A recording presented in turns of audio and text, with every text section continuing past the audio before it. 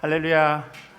귀하고 복된 주님의 날입니다. 예배 자리에 나오신 여러분들을 주님의 이름으로 환영하고 또 복을 빕니다. 우리 앞뒤 좌우로 같이 인사하실까요? 예, 잘 오셨습니다. 예, 반갑습니다. 또 환영합니다. 이렇게 같이 인사하셨으면 좋겠습니다. 밖에 비가 조금씩 내린다고 하네요. 가을비. 그래서 오늘 예배 가운데 또 성령님의 은혜가 이렇게 단비처럼 이렇게 촉촉히 내려지는 그런 귀하고 복된 주일 예배 되기를 간절히 소원합니다. 이제 다 함께 우리의 마음을 모아서 영과 진리로 하나님께 예배드립니다.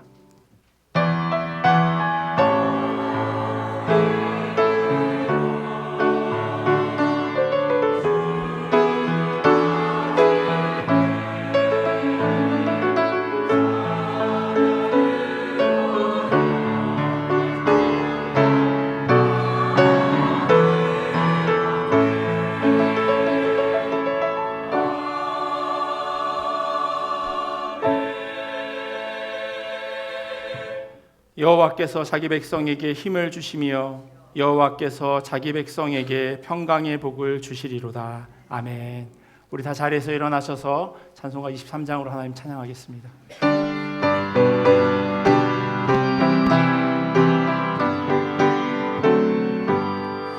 만일이 내게 있으면 그 입 닫아지고 내 구주 주시는 종을 늘 찬송하겠네. 내 은혜로신 하나님 날 도와주시고 그 크신 영광 넓혀 다 알게 하소서.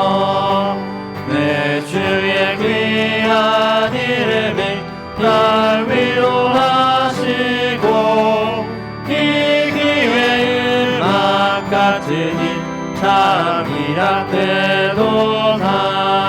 내 죄의 권세 깨뜨려 그 결과 부시고 이 주 하나를 비로소 고정케 하셨네.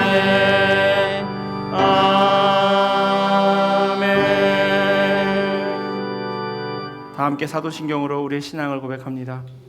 전능하사 천지를 만드신 하나님 아버지를 내가 믿사오며 그 외아들 우리 주 예수 그리스도를 믿사오니 이는 성령으로 잉태하사 동정녀 마리아에게 나시고 본디오 빌라도에게 고난을 받으사 십자가에 못 박혀 죽으시고 장사한 지 사흘 만에 죽은 자 가운데서 다시 살아나시며 하늘에 오르사 전능하신 하나님 우편에 앉아 계시다가 저리로서 산자와 죽은 자를 심판하러 오시리라.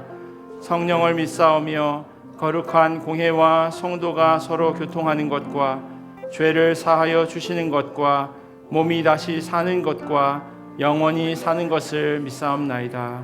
아멘. 우리 다 자리에 앉으셔서요 함께 지어져 가네라고 하는 찬양 같이 부르도록 하겠습니다.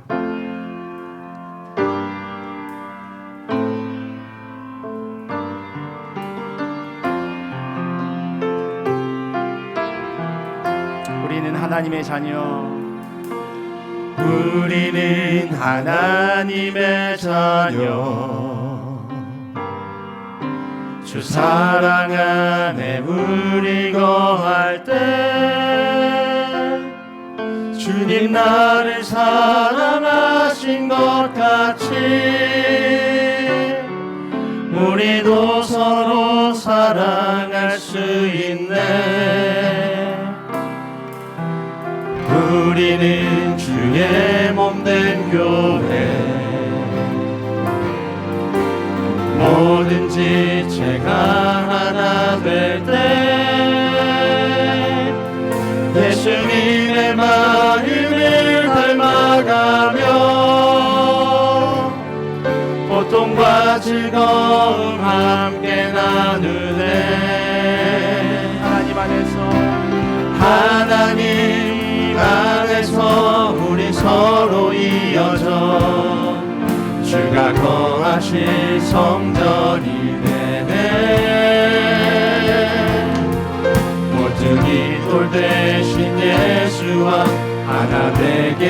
하신 성령 안에 함께 지어져 가네.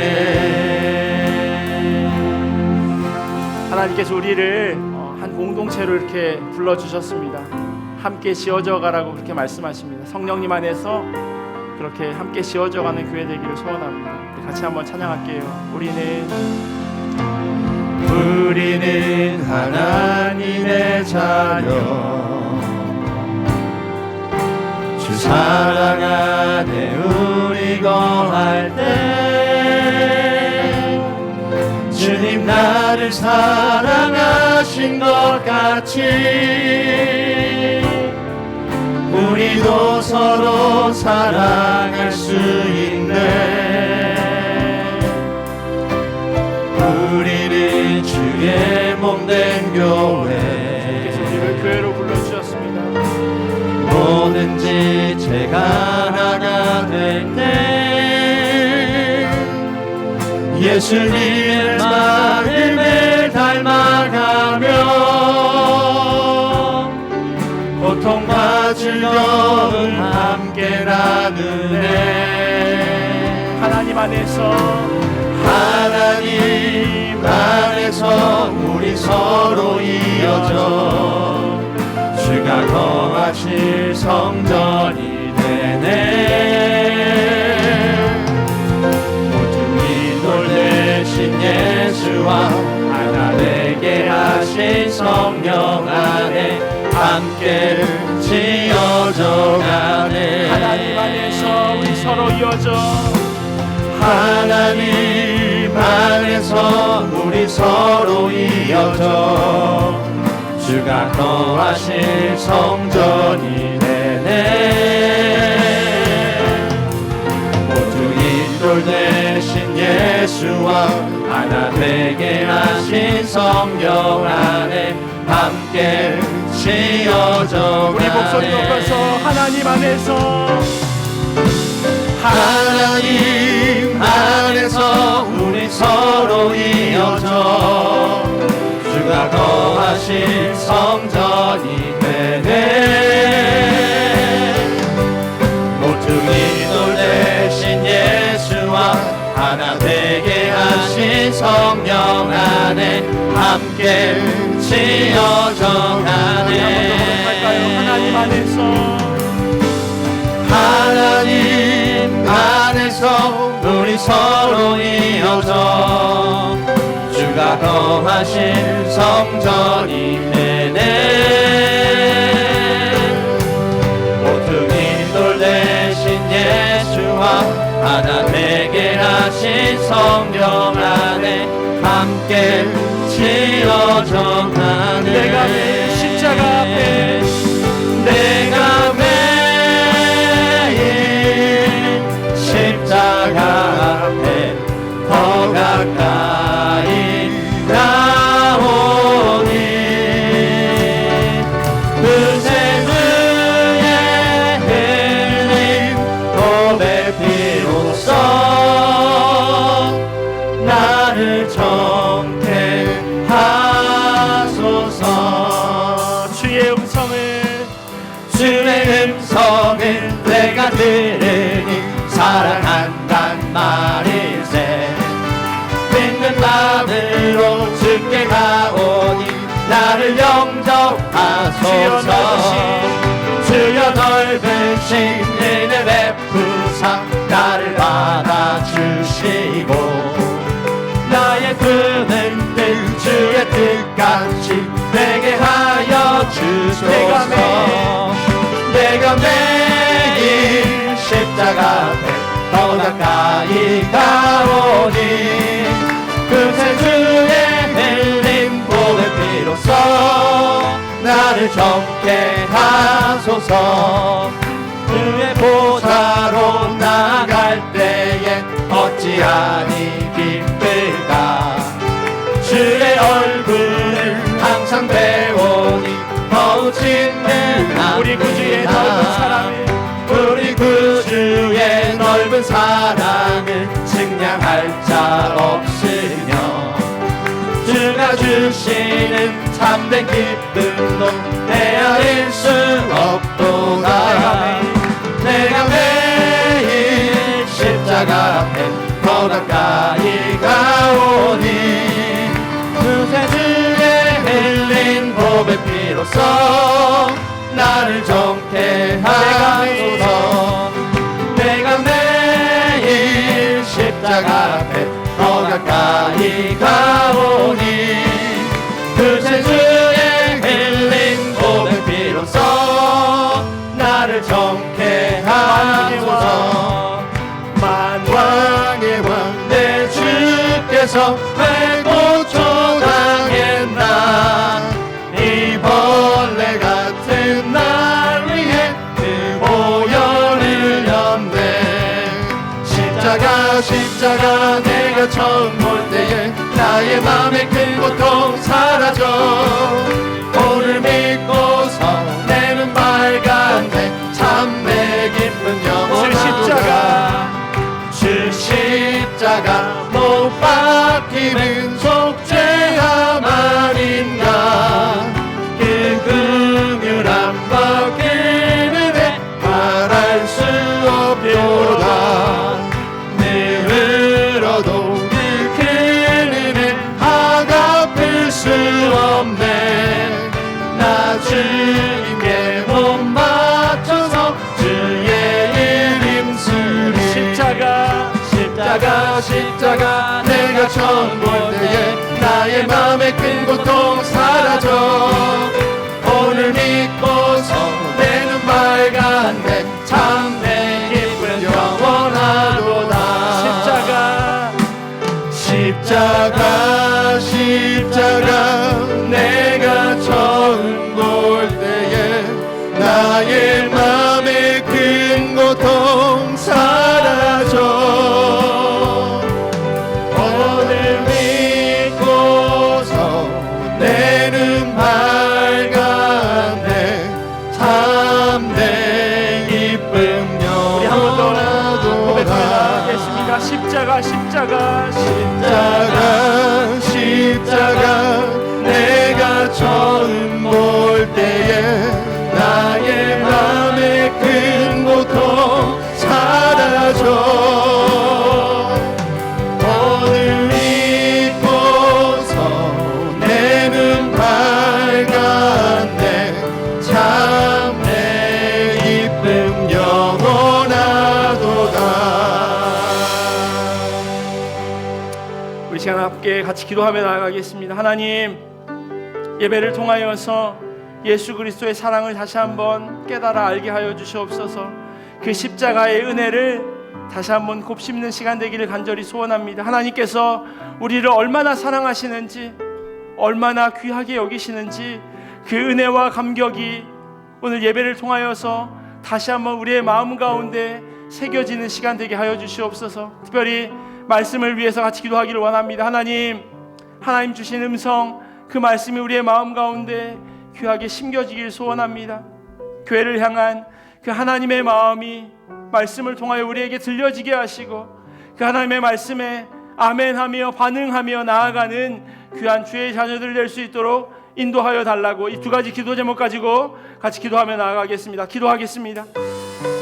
하나님 감사합니다. 우리를 귀한 믿음의 공동체로 하나님 불러주심에 감사합니다.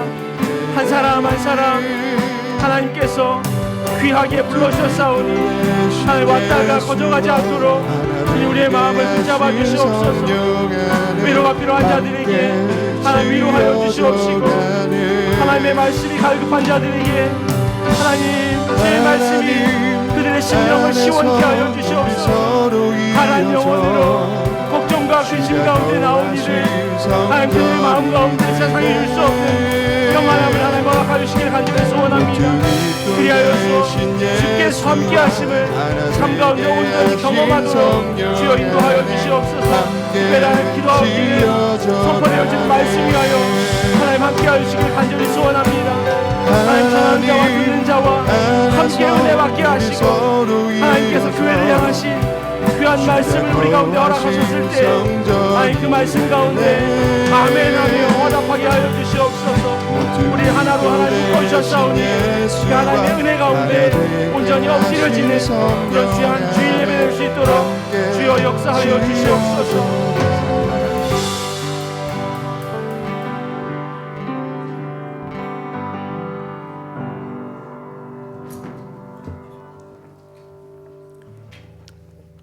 거룩하신 아버지 하나님, 항상 저희들을 거룩한 진리로 인도하시고 주님의 신성한 은혜로 채워주시니 감사드립니다.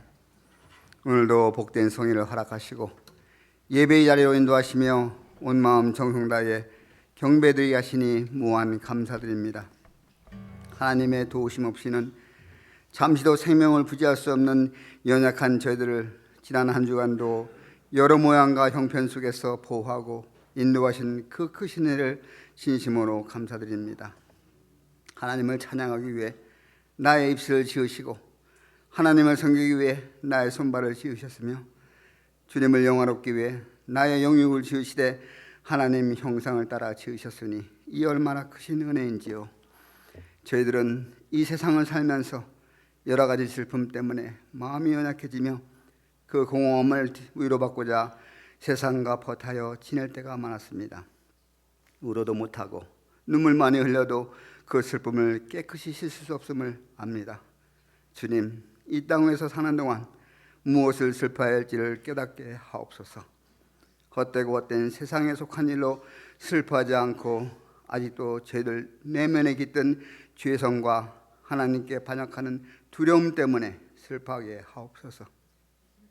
예수님을 영접하고 구원의 확신을 가질 때 그 뜨겁고 벅찬 감동이 이제는 퇴색되어 입만무성한 무화과 나무처럼 차가운 기성기운으로 변한 저들의 모습을 비추어 봅니다. 아직도 마음에 가득한 자기중심의 옛사람을 버리고 예수 그리스도 안에서 새로운 피조물이 되어 매일매일 새롭게 태어나는 기쁨을 얻게 하옵소서. 이러한 기쁨 속에서 우리를 위해 지신 주님의 십자가를 붙잡고 주님을 위해 나의 십자가를 기꺼이 지며 참 복음의 말씀을 증거하게 하옵소서. 몸되신 교회를 위해 헌신 봉사하는 재직과 여러 기관에 함께 하시어 올해 남은 사업을 잘 마무리하고 내년도 예산 및 사업계획도 간섭하셔서 하나님께 영광드림이 먼저 되는 계획되게 하옵소서. 주님의 종을 통해 전해지는 말씀이 심령의 양식이 되며 함께 지어져가는 교회의 초석이 되게 하옵소서. 성부의 사랑과 성자의 피로 사심과 각자의 심령 속에 거하시는 성령님의 역사하심을 믿사오며 예수 그리스도의 이름으로 간절히 기도합니다.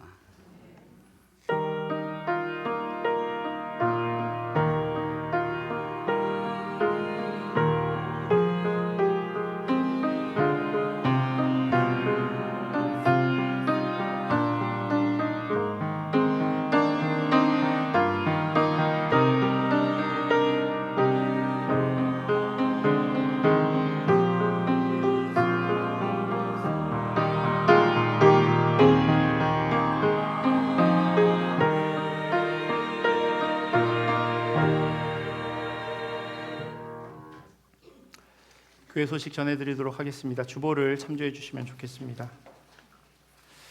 먼저 방문하시고 소개해드릴 분 계셔서 말씀드리겠습니다. 이선미 집사님 동생분께서 한국에서 이렇게 방문해 주셨네요.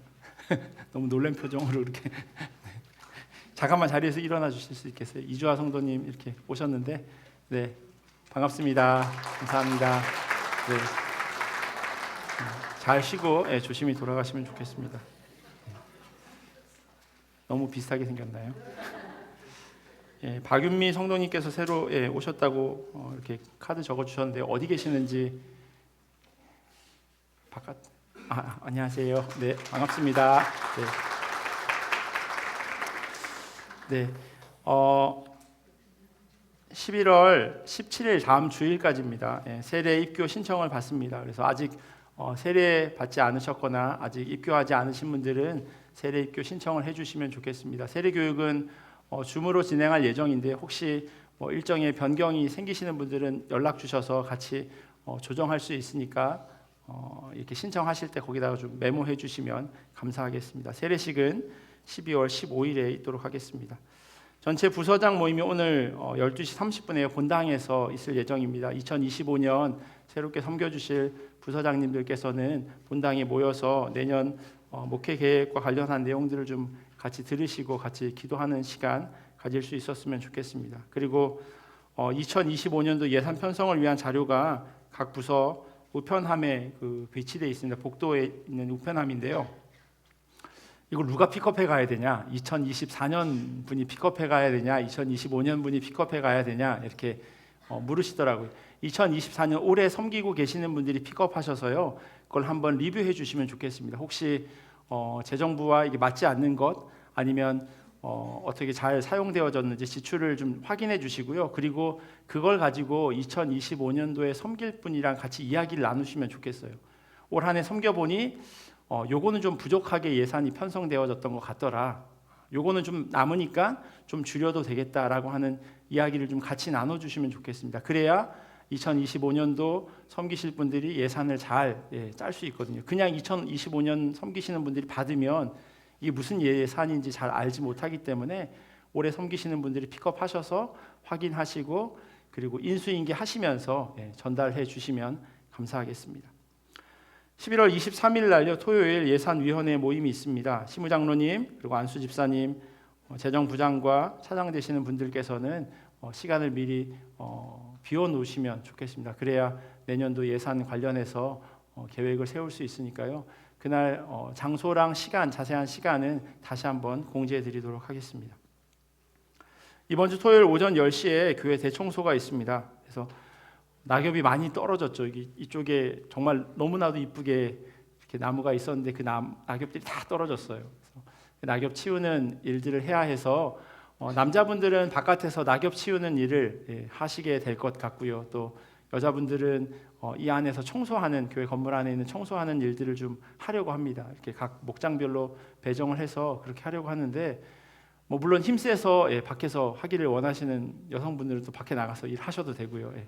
나는 힘이 없어서 안에서 일하겠다 하면 하셔도 되는데 일단 기본적인 그런 계획은 그렇습니다. 그래서 오전 10시부터 와서 같이 청소하고 여성교회에서 식사를 준비해 주신다고 제가 들었는데 같이 오셔서 또 교제도 나누시고 같이 주님 몸된 교회 잘 세워갈 수 있으면 좋겠습니다. 11월 30일 토요일 오후 5시에요. 교회에서 새가족 환영회가 있습니다. 올해 등록하신 분들께서는 새가족부에서 다 연락을 하시겠지만 꼭 참석해 주시면 감사하겠습니다. 그리고 이번 주일이 거실반 2기와 3기 마지막 10강이 맞춰지는 주입니다. 그리고 12월 6일 날요 금요일 오후 6시에 같이 교회에서 식사하고 마지막 11강 10강이 끝이 아니고 11강 성령론이 마지막인데요. 같이 성령론에 대해서 배우고 같이 기도하는 시간 가지려고 합니다. 그래서 거실반 10강까지 마치신 1, 2, 3기 되시는 분들께서는 꼭 거실반 수련회에 참여해 주시면 감사하겠습니다. 따로 빠진 광고 없으면요 우리 할렐루야 성가대 나오셔서 찬양해 주시겠습니다.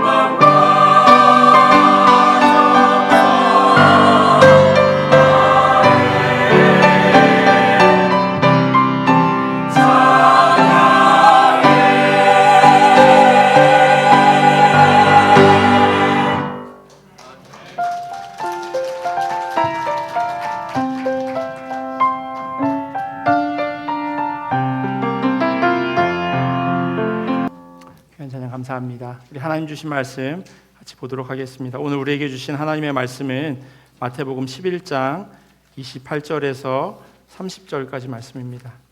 우리 몸이 불편하지 않으시면 자리에서 일어나셔서 하나님 주신 말씀 같이 봉독하겠습니다. 마태복음 11장 28절에서 30절까지 말씀입니다. 우리 같이 읽어가겠습니다.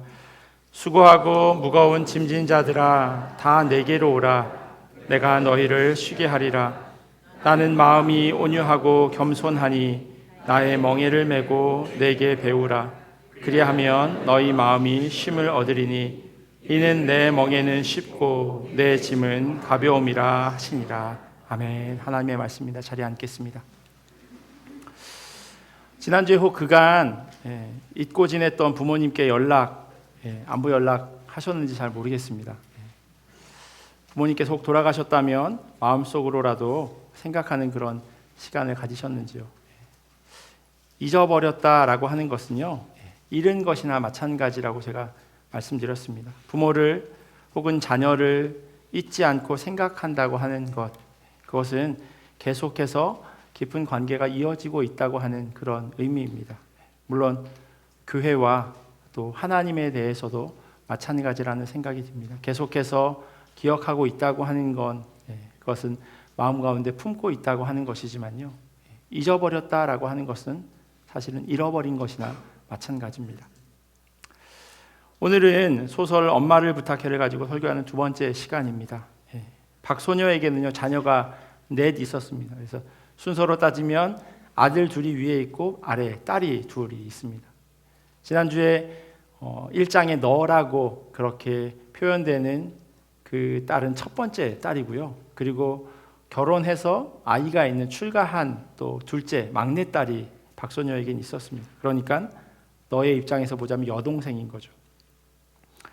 그녀는 약사고 또 둘째 아이를 낳고도 계속해서 약국을 운영하다가 남편이 미국으로 연수를 가게 되면서 그 일을 그만두게 됩니다.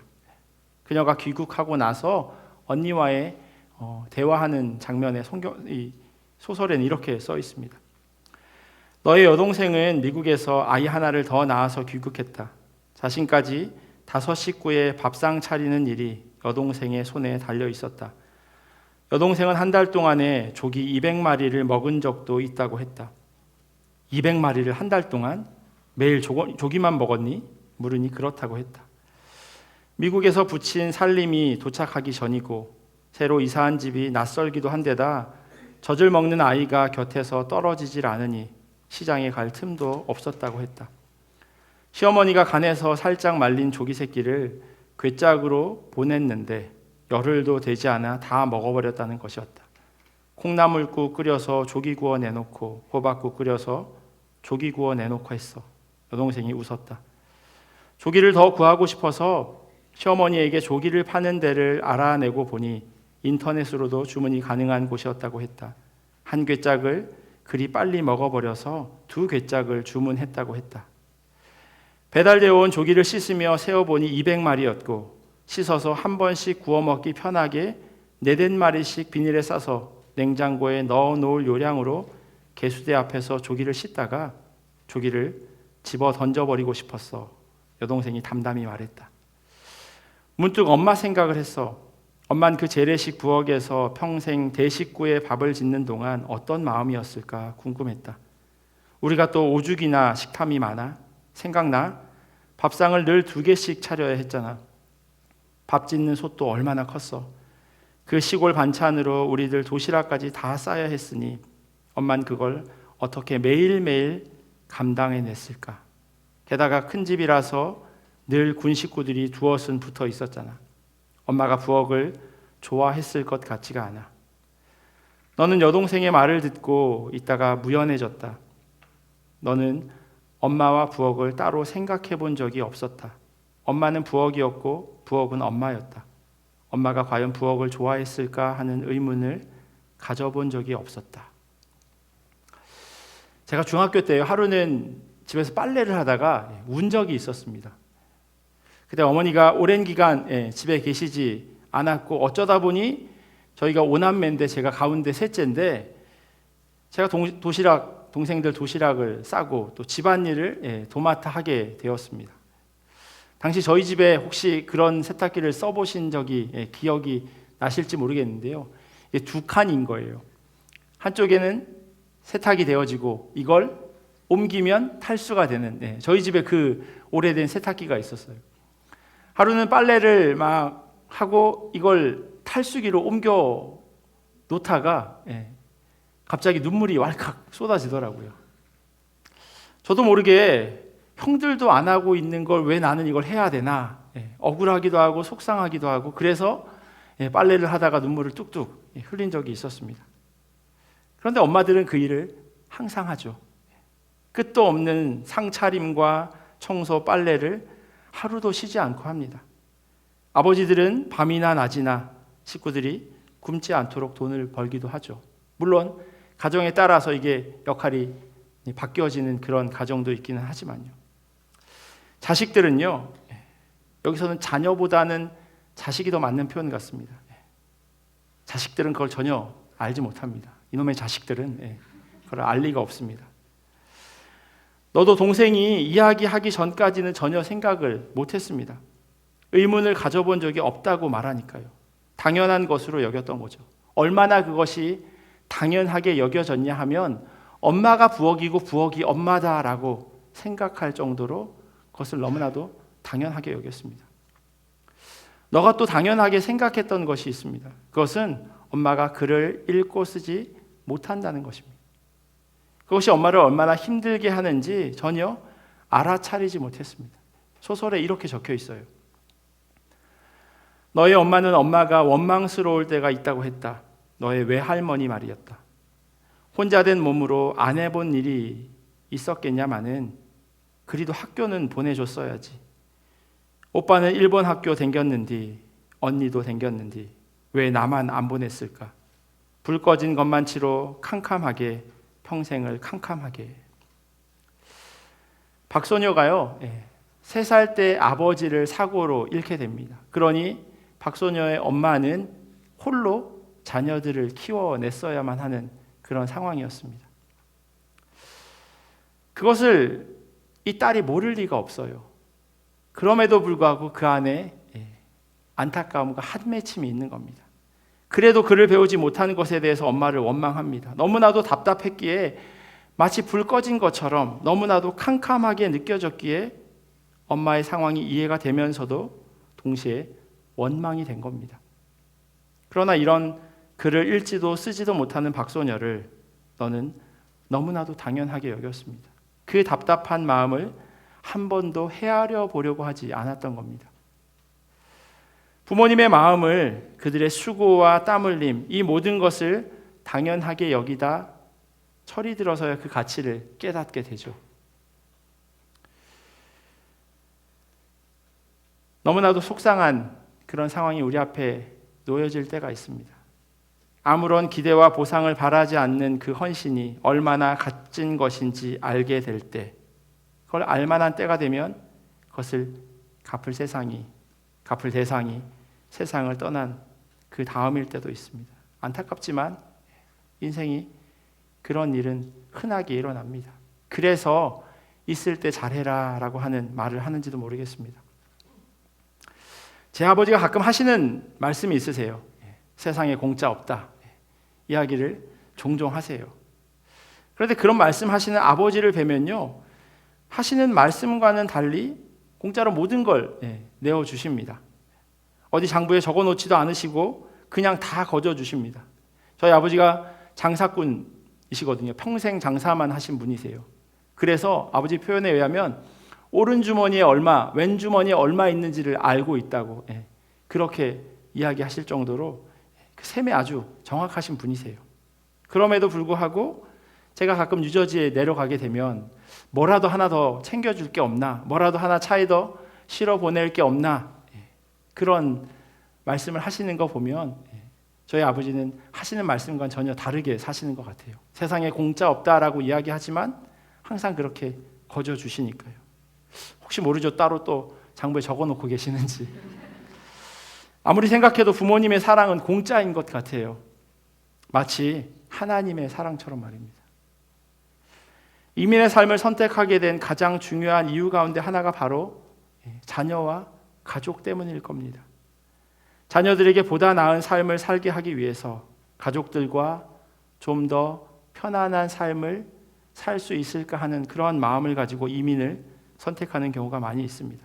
말도 안 통하고 사회 안에서 소수로 약자로 살아갈 수 있는 것을 뻔히 알고 있음에도 불구하고 그러한 선택을 하는 것은 가족과 자녀들 때문일 겁니다.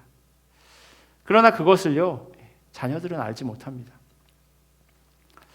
제가 캐스모라고 하는 인터넷 카페에서 글 하나를 봤어요.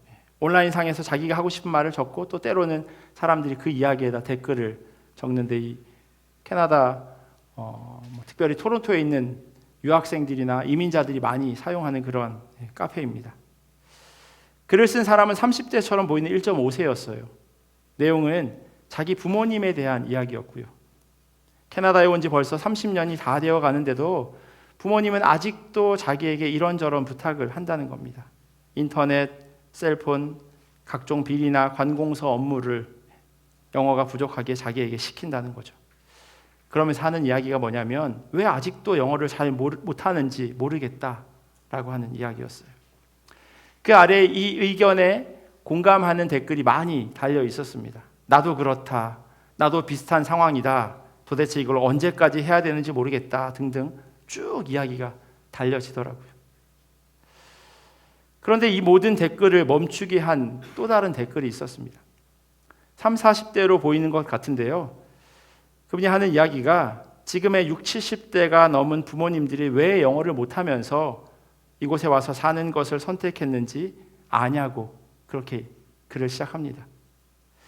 여러분들은 이곳에서 흔히 공교육이라고 하는 그런 교육을 받았기에 영어 쓰는 것이 너무나도 당연하지만 말 안 통하는 곳에서 여러분들 제대로 교육시키려고 영어 학원 갈 시간까지 모두 돈 버는 시간에 투자하셨기에 그분들은 영어를 못하고 여러분들은 영어를 잘하게 된 거라고. 여러분들이 영어 잘하는 게 거저된 것처럼 그렇게 여겨질 수도 있지만 그게 다 부모님들의 희생의 결과라고. 더 이상 거기에 대해서 사람들이 토를 닫지 않더라고요. 아마 그 이야기를 듣고 어느 정도 공감하고 수긍하기 때문이 아닌가 싶습니다. 우리가 이 자리에 있는 것은요, 다 부모님들의 희생과 노력 덕분입니다. 때로는 나는 자수성가했는데 라고 이야기하실 분도 계실지는 모르겠지만, 그러나 다시 한번 생각해 보십시오. 태어나자마자 밥숟갈 들어서 밥 먹고 화장실 가고 샤워하고 그렇게 하셨나요? 이 땅에 사는 모든 사람들은요, 다 부모의 손에 의해서 그렇게 키워졌습니다. 그런데 다 자라고 나면 자기 혼자 큰 것처럼 그렇게 착각하죠. 이건 세대를 불문하고 똑같습니다. 그런데 우리는 살아가면서 너무나도 많은 것을 이처럼 당연하다고 생각합니다. 아침에 일어나는 것, 숨을 쉬고 밥을 먹고 이렇게 함께 앉아 예배 드리는 것, 이 모든 것들이 너무나도 당연하다라고 생각하죠. 마치 부모님의 희생을 너무나도 당연한 것으로 여기는 것처럼 우리는 이 교회에서도 그 당연함을 누리고 있습니다. 저희가 함께 예배드리는 이 공간을 생각해 보시면 좋을 것 같습니다. 누군가의 수고로, 헌신으로 이곳이 우리가 함께 예배드릴 수 있는 교회, 예배당이 되어진 겁니다.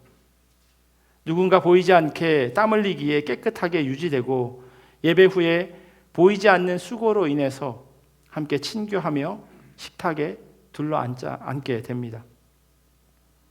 혹 여러분들의 마음 가운데요, 아마 일부러 그런 생각을 가지시는 건 아니겠지만 혹 누가 하겠지라고 하는 그런 마음이 없으셨으면 좋겠습니다. 분명히 누가 하긴 할 겁니다. 당연히 어떻게든 되어질 겁니다. 저는 억지로 어떤 사역을 감당하는 것을 절대로 원하지 않습니다.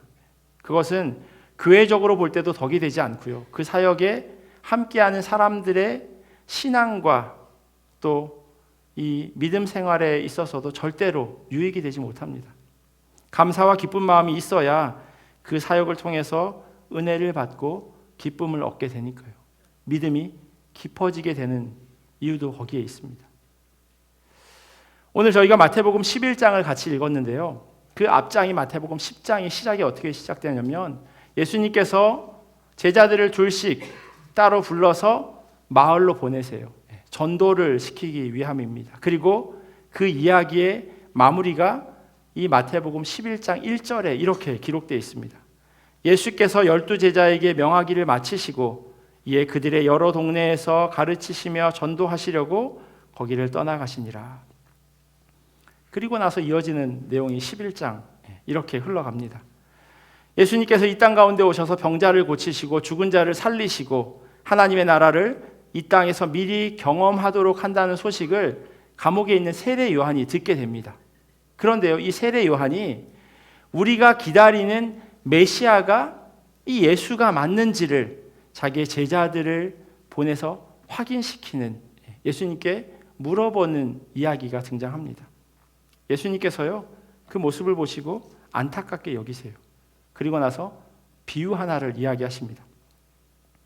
시장에서 아이들끼리 서로 이야기를 주고받는 내용이에요. 마태복음 11장 17절에 있는데요. 제가 세번역 성경으로 읽어드릴게요. 우리가 너희에게 피리를 불어도 너희는 춤을 추지 않았고 우리가 곡을 해도 너희는 울지 않았다. 무슨 뜻이냐면요, 마치 역할극을 하고 있는 그러한 모습입니다. 흔히 어렸을 때 소꿉장난 하는 것처럼요. 너는 아빠 해, 너는 엄마 해, 너는 애기 해. 이렇게 각자에게 역할을 맡겨놓은 거예요. 분명히 그렇게 하기로 했는데 그 역할에 맞춰서 놀지 않는 겁니다. 피리를 불면 춤을 추기로 했고요. 그리고 곡을 하면 우는 신용을 하기로 했는데, 그런데 아이들끼리 무슨 일이 있었는지 거기에 대한 반응이 없다는 겁니다. 그렇게 하지 않는 거예요. 예수님께서 이 이야기를 거기 있는 사람들에게 들려주신 이유는요, 이게 마치 예수님을 향한 유대인들의 시선이었기 때문입니다. 하나님 나라에 대해서 분명히 말씀으로 행동으로 보여주셨음에도 불구하고 거기에 대한 아무런 반응이 없는 것이 너무나도 안타까우셨던 겁니다. 정말 말씀을 듣고 하나님 나라를 경험하고 그것을 사모한다면 가만히 있을 수가 없다는 거예요. 거기에 어떤 리액션이 나와야 된다는 거예요. 그런데 사람들이 아무런 반응이 없는 그 모습을 보면서 예수님께서는 너무나도 마음 아파하시며 답답하셨던 겁니다. 어떻게 이럴 수가 있나라고 생각하시는 거죠. 사람들은 예수님께서 왜 죄인이라고 불리는 그 사람들과 함께 식탁에 앉으셨는지도 모르고 있었습니다. 이 땅에서 소외된 사람들을 왜 사람 취급하는지 그 뜻을 알지 못하셨던 거예요. 누구든지 예수 그리스도를 구주로 고백하면 하나님의 나라에 들어갈 수 있는 그것을 몸소 보여주시고 사람들은 그 의미를 알지 못했던 거죠. 그래서 그런 예수님을 향해서요, 먹기를 탐하고 포도주를 즐기는 사람이요 세리와 죄인의 친구로다라고 손가락질했습니다. 하지만 예수님께서요, 지혜는 그 행한 일로 인하여 옳다함을 얻느니라 말씀하세요. 지혜는 어떤 사람은 그 지혜대로 행하고 어떤 사람은 그 지혜대로 행하지 못하는 것, 혹 지혜가 없어서 그렇게 행하지 못하는 것. 그래서 지혜 있는 사람은 그 행동이 옳다라고 그렇게 칭찬받게 된다는 겁니다. 예수님의 이와 같은 일들을 어딘가에서는 깨달아 행하는 사람이 있다고 말씀하시는 겁니다. 이런 이야기가 오늘 본문 앞에 있는 상황이에요. 예수님께서는 이 땅에서 하나님의 뜻을 이루고 계셨습니다. 예수님의 이와 같은 사역의 의미를 깨닫지 못하는 사람들도 있었지만 둘씩 짝을 지어서 마을로 가서 복음을 전하는, 하나님 말씀대로, 주님 말씀대로 그렇게 살아내려고 하는 사람들이 예수님 주변에는 계셨던 겁니다. 그런데 그들의 삶을 가만히 보니 생각처럼 녹록치 않았습니다. 이런 자들을 향해서 예수님의 위로의 말씀이 오늘 본문입니다. 28절에 보시면요, 수고하고 무거운 짐진 자들아 다 내게로 오라, 내가 너희를 쉬게 하리라 말씀하세요. 왜 그렇게 살아가는지 세상 사람들은 모르기에, 그리고 세상이 살아가는 삶의 방식과 다르기에 마찰이 생겨질 수밖에 없는 거예요. 그들에게 어려움이 생겨질 수밖에 없다는 겁니다. 그게 어떤 의미에서 당연하다는 거예요. 요즘이 연어가 산란하는 철이에요. 토론토에 있을 때 온타리오 호수에서 개울로 올라가는 그런 연어떼를 보러 간 적이 있었습니다. 물이 흘러가는 방향을 거슬러 올라가는 그 모습이요, 너무나도 힘겨워 보이더라고요. 몸 여기저기에 거의 한 1m 정도 되는 연어가 올라가려니 바위에 긁히고 바닥에 쓸리기도 하고, 그러다가 개중에는 올라가지 못하고 그냥 죽어버리는 그런 연어들도 있었습니다. 마냥 보기 좋은 장면들은 아니었어요. 그렇게 거슬러 가려니 많은 에너지가 소모될 수밖에 없습니다. 당연히 수고와 무거움이 동반됩니다. 그런데 하나님의 일을 함에 있어서도 이런 일이 있어진다는 거예요. 에너지가 소모된다는 겁니다. 그러면 이 소모된 에너지 어떻게 해야 할까요? 에너지가 소모되면 충전해야죠. 어디로 가서요? 오늘 성경에 있는 것처럼 주님께로요. 왜냐하면 주님께서 다 내게로 오라 말씀하셨거든요. 어디로 가라, 저기로 가라 말씀하신 게 아니라 수고하고 무거운 짐진 자들은 다 나한테 와서 충전해라 그렇게 말씀하세요. 엉뚱한 곳으로 가지 말고. 때로는 내 힘으로 그 일을 감당하려 하니 더 무겁게 느껴지기도 합니다. 세상의 방식이 그렇거든요. 그러다 보니 우리도 그 방식이 익숙한 겁니다. 내가 무언가를 열심히 해내야만 거기에 따른 보상이 주어진다고 생각하기에 더 무거운 짐, 더 힘겨운 것을 떠안아서 감당해 보려고 합니다. 그래서 주님이 주시는 멍에를 매라고, 그리고 그것을 배우라 말씀하시는 겁니다. 내 힘으로 하는 것이 아니라 주님의 능력으로, 주님께서 주시는 마음으로 그 일을 감당하라 말씀하십니다. 그래야 우리 마음이 쉼을 얻게 된다. 29절에 말씀하고 있어요. 결론적으로는 주님의 멍에는 쉽고 가볍대요. 내가 매려고 하는 것, 내가 해보려고 하는 것은 무겁고 짐이 되어지는 그러한 상황이 되어질 수밖에 없지만 주님이 주시는 그 멍에는 쉽고 가볍다 말씀합니다. 교회에서의 사역은요, 이것이 기본입니다. 부모가 자녀를 위해서 사랑으로 헌신하는 것처럼, 주님께서 우리를 위해서 십자가에 달려 돌아가신 것처럼 그 마음으로 사역을 감당해야 합니다. 그렇지 않으면 수고하고 무거운 짐으로 여겨질 수밖에 없습니다. 그러면 교회 사역할 때요, 너무 수고스럽고 짐스럽게 느껴지면 어떻게 해야 할까요? 소설 속의 박소녀에게도 집안일이 항상 즐겁기만 한 건 아니었습니다. 너가 엄마에게 엄마는 부엌이 좋아라고 언젠가 물은 적이 있었습니다. 소설에 이렇게 써 있어요. 언젠가 네가 묻자 너의 엄마는 무슨 말인지 알아듣지 못하는 것 같았다. 부엌에 있는 게 좋았냐고, 음식 만들고 밥하고 하는 거 어땠었냐고. 엄마가 너를 물끄러미 보았다. 부엌을 좋아하고 말고가 어딨냐, 해야 하는 일이니까 했던 거지. 내가 부엌에 있어야 니들이 밥도 먹고 학교도 가고 그랬으니까. 사람이 태어나서 어떻게 좋아하는 일만 하면서 사냐? 좋고 싫고 없이 해야 하는 일이 있는 거지. 너의 엄마는 왜 그런 걸 묻느냐 하는 표정으로 너를 보다가 좋은 일만 하기로 하면 싫은 일은 누가 헌다냐 중얼거렸다. 그러니까 뭐 좋다는 거야 싫다는 거야. 엄마가 무슨 비밀을 말하듯이 잠깐 주위를 살피더니 항아리 뚜껑을 깬 적이 여러 번 있었단다 속삭였다. 항아리 뚜껑을 깨다니. 끝이 보여야 말이지. 그래도 농사일은 봄에 씨앗을 뿌림은 가을에 거두자니요. 시금치 씨를 뿌린 곳에선 시금치가 나고 옥수수 씨를 뿌린 뒤선 옥수수가 나고 한디 그놈의 부엌일은 시작도 없고 끝도 없어야. 아침밥 먹음 곧 점심때고 또 금세 저녁때고 날 밝으면 또 아침이고 반찬이라도 뭐 다른 것을 만들 여유가 있음 덜 했겠더니 밭에 심은 것이 똑같으니 맨 그 나물의 그 반찬 그걸 끝도 없이 해대고 있으니 화딱증이 날 때가 있었지. 부엌이 감옥 같을 때는 장독대에 나가 못생긴 독뚜껑 하나 골라서 담벼락을 향해 힘껏 내던졌단다. 내가 그랬다는 것을 네 고모는 모른다. 알면 미친년이라고 하지 않겠느냐. 멀쩡한 독뚜껑을 집어 던지곤 했으니. 너의 엄마는 2, 3일 안에 새 뚜껑을 구해다가 독을 덮어 놓았다고 했다. 헛돈 좀 썼단다. 새 뚜껑을 사러 갈 적에는 돈이 아까워 쩔쩔 맸는데도 멈출 수가 없더구나. 독뚜껑 깨지는 소리가 내겐 약이었어.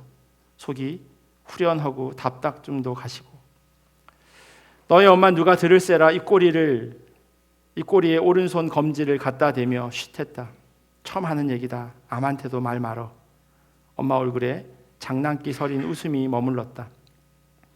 너도 밥하기 싫음 접시라도 하나 던져서 깨보련.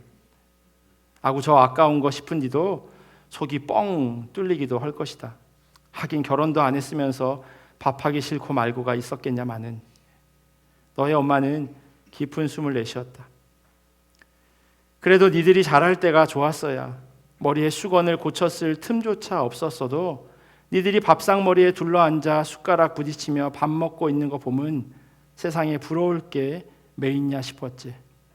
다들 소탈했어야.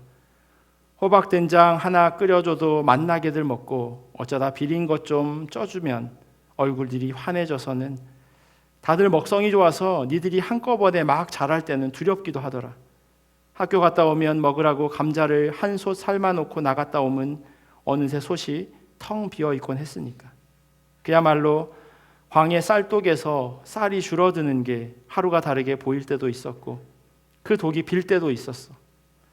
저녁밥 지으려고 양석 꺼내려고 광해 갔더니 쌀독 바닥에 바가지가 닿을 때면 아이고 내 새끼들 내일 아침은 어쩐냐 가슴이 철렁 내려앉던 시절이니 부엌일이 싫고 자시고가 없었구나. 큰 솥 가득 밥을 짓고 그 옆에 작은 솥 가득 국 끓일 수 있음. 그거 하나라 힘든다는 생각보다는 이거 내 새끼들 입속으로 다 들어가겠구나 싶어 든든해졌지야.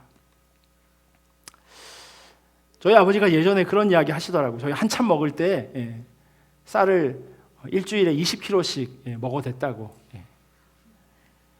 어디 갔다 오시면 빈손으로 오면 저희들 눈 시선이 아버지 손에 이렇게 그렇게 머물렀다고 이야기 하시더라고요. 그래서 뭐 닭 한 마리는 사실 싸우라고 사오는 거고요. 그렇게 사올 바에야 사오지 않는 게 서너 마리 정도 사와야 그래도 조금 먹었다. 뭐 과일도 항상 박스로 그렇게 저희 아버지가 하셨어요. 부모의 마음이 다 이렇죠. 수고하고 무거운 짐으로 느껴질 때 어떻게 해야 하냐고 제가 질문 드렸습니다. 첫 번째는요. 장독 뚜껑을 깨듯이 그렇게 주님께 소리치며 하소연할 수 있으셨으면 좋겠습니다. 오늘 성경에도 분명히 써 있습니다. 내게로 오라고. 여전히 교회에 기도할 수 있는 곳, 기도하는 장소, 기도하는 시간은 열려 있습니다. 엉뚱한 곳에서 그것을 해결하는 것이 아니라 내 집에서 결론을 찾아야 할 것입니다. 저도 잘 알고 있습니다. 저희 교회에 이런저런 소식을 이 지역에 사시는 한인들이 다 알고 계시다는 걸요. 그런데 그런 이야기를 들을 때마다 약간 쓴 웃음이 지어지더라고요. 얼마나 이야기할 곳이 없으셨으면 그랬을까라고 하는 그런 마음이 들기도 하지만 그걸 주님께 가지고 갔으면 좋았을 텐데, 그러면 교회에 기도하는 자리가 꽉꽉 들어찼을 텐데 라는 생각까지 들더라고요. 물론 그러려면 주님과의 깊은 관계가 쌓여야 하겠지만요, 주님이 누구보다 가깝게 느껴져야 하는데 낯서니까 그게 잘 안 되는 겁니다. 주님께 나아가지 못하는 것이 되겠죠. 누가 그러더라고요. 천국에 가서 예수님 뵈면 처음 뵙겠습니다. 말씀은 많이 들었습니다. 네. 이런 얘기 하게 되면 어쩌냐고. 그러면 안 되지 않겠습니까? 그리고 또 하나, 이 일이요, 기뻐야 합니다. 엄마도 끝도 없는 부엌 일이 매일 신나지 않았지만 그럼에도 그걸 해낼 수 있었던 이유는 기쁨이 있었기 때문이에요. 자녀에 대한 사랑이 가득했기에 그것이 가능할 수 있었던 겁니다. 주님의 사랑을 기억하고 그것에 감사하는 마음이 있을 때 사역을 기쁨으로 감당해낼 수 있습니다. 내가 사랑하는 교회, 내가 사랑하는 성도들이 즐거워하겠구나 하는 마음이 우리를 움직일 수 있도록 해야 합니다. 그런 성도들을 통해서 주님의 몸된 교회는 더욱 든든히 세워져 갈 것입니다. 주님께서 사랑하시는 성도 여러분, 엄마는 과연 부엌을 좋아했을까요? 엄마는 자녀들이 밥상머리에 함께 앉아서 밥 먹는 것을 보며 기뻐했다고 이야기합니다. 물론 힘들지 않은 것은 아니었어요. 하지만 자녀들의 입에 밥 들어가는 것을 보는 기쁨이 힘듦보다 더 강했기에 부엌에 있는 것을 좋아했습니다. 물론 가끔 가다가 항아리 뚜껑을 깨야 하는 그런 일도 있었지만요. 나해가는 한인 장로교회가 우리에게 이와 같은 공동체였으면 좋겠습니다. 함께 할 때 분명히 어려움도 있고 불편함도 생깁니다. 그런데 그것보다 우리에게 부어주신 주님의 은혜와 사랑이 더 큰 것을 깨닫게 된다면 우리의 얼굴에는 기쁨과 웃음이 가득할 수 있습니다. 서로를 바라보는 것만으로도 웃음이 지어지게 될 겁니다. 주님께서 우리를, 그리고 우리 교회를 그렇게 만들어 가시길 소원합니다. 그렇게 교회를 함께 세워가는 우리 모두가 되기를 예수 그리스도의 이름으로 간절히 축원합니다. 기도하겠습니다. 참 좋으신 하나님, 주님의 몸된 교회가, 하나님 이 공동체가 하나님 보시기에 아름답게 서갈 수 있도록 인도하여 주시옵소서. 때로는 교회 안에서 있어지는 여러 가지 많은 사역들, 그것들이 우리로 하여금 마음 아프게 하고 힘들게 하고 또 어렵게 여겨질 때도 있음을 고백합니다. 그런데 하나님, 그럼에도 불구하고 그 일을 감당할 수 있는 것은 그것이 주님께서 허락하신 것이기에 쉽고 가볍기 때문인 줄 압니다. 하나님, 내 힘으로 하지 않게 하시고 내 열심으로 하지 않게 하시고 내 능력으로 하지 않게 하시고 오직 주님 주시는 힘으로 그 일들을 감당해낼 수 있도록 은혜로 더하여 주시옵소서. 무엇보다도 주님과 깊이 사귀는 주님의 자녀된 삶 살아가기를 간절히 소원합니다. 힘들고 어려울 때마다 사람 붙잡고 이야기하기 이전에 주님께 엎드리게 하시고 주님께 아뢰며 주님으로 인하여서 시원해지는 그런 평안의 삶 살아가기를 간절히 원하오니 성도들의 그 마음을 붙잡아 주시옵소서. 그리하여서 주님의 이 몸된 공동체가 그 어디에서나 칭찬받고 또 좋은 소문나고 좋은 삶으로 살아드리는 성도들이 있는 교회라고 하는 그런 소식이 전해질 수 있도록 인도하여 주시옵소서. 감사하며 사랑이 많으신 예수님의 이름으로 기도합니다. 아멘. 우리 주신 말씀 기억하면서의 찬송가 300장 같이 찬양하시겠습니다.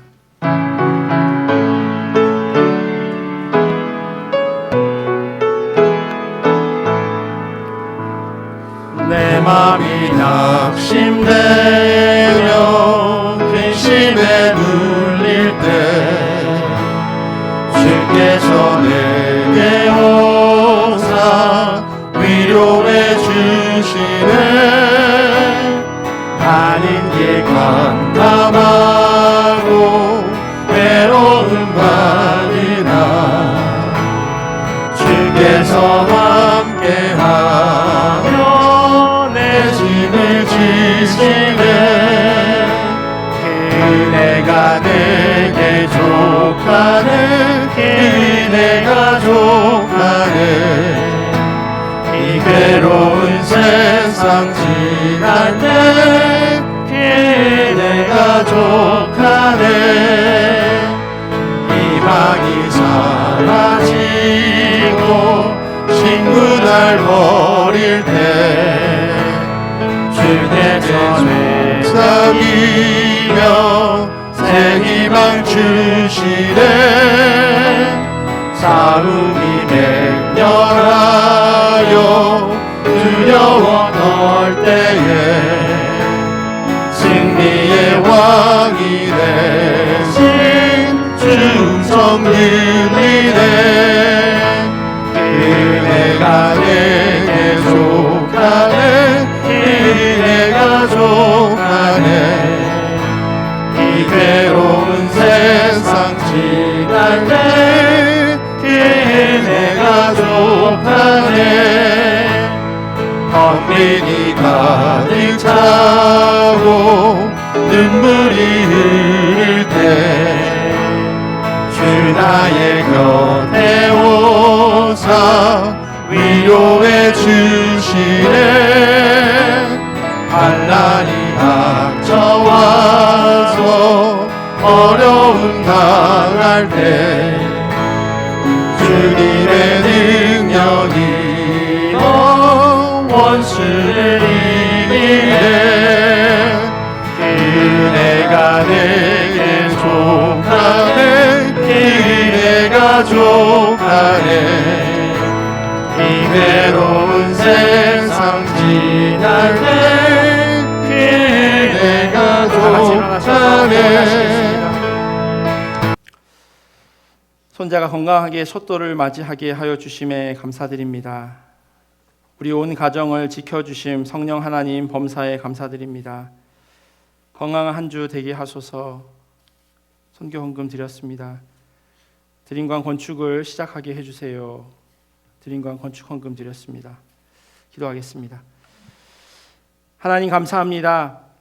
하나님께서 우리를 사랑하시고 여기까지 인도하여 주심에 감사합니다. 그 은혜가 족하다 하나님 고백하게 하시니 감사합니다. 지난 한 주간을 되돌아보면 하나님의 은혜가 아니고서야 한순간 한때도 우리가 지낼 수 없음을 다시금 기억하게 하시고, 또한 그것을 기억하고 감사하면서 하나님 앞에 물질과 우리의 마음을 올려드리오니 하나님 귀하게 사용하여 주시옵소서. 주님께서 귀하게 받아주시옵소서. 어려운 형편으로 인하여서 또 연약한 믿음으로 드리지 못한 손길들, 그들의 마음 가운데 하나님께서 주시는 위로가 있게 하시고 평강이 있게 하셔서 정말로 주님께서 공급하여 주심을 삶 가운데 고백하도록 은혜 더하여 주시옵소서.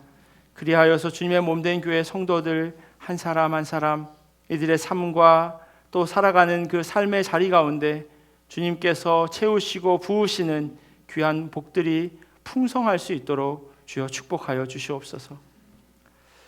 지금은 우리 주 예수 그리스도의 크신 은혜와 하나님 아버지의 사랑하심과 성령님의 교통하심이 주님 주신 힘으로 살아가기를 결단하는 주님의 자녀들 머리 위에, 그리고 이들의 가정과 삶의 자리와 주님의 몸된 교회 위에 지금부터 영원토록 함께 하시기를 간절히 축원하옵나이다.